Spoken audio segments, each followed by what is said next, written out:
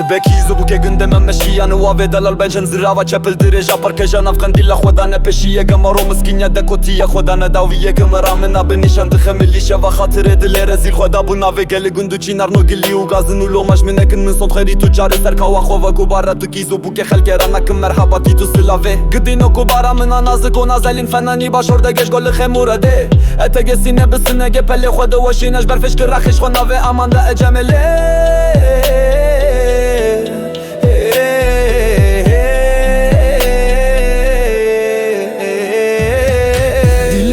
اجبو خاطر ناوی خوده بر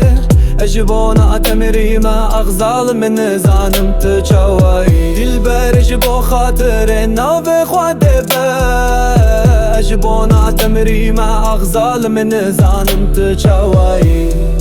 امروی امرو سبه و سبن گد چومه هلا باشوتی امروی امرو سبه و سبن گد چومه هلا باشوتی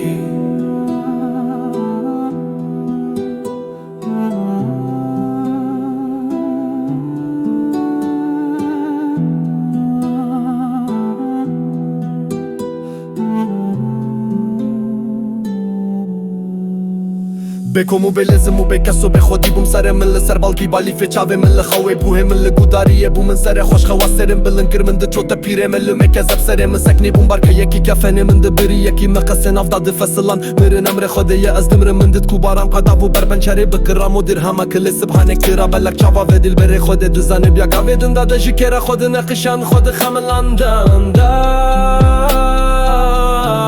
امان دا اجمله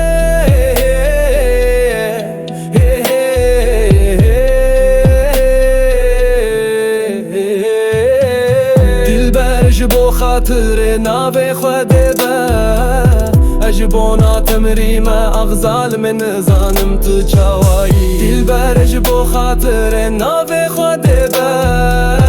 اجبو ناتمری ما اغزال من زانم تو چاوایی امروی امرو سبه و سبن گد چومه هلا باشوتی امروی امرو سبه و زبن گد چومه هلا باشوتی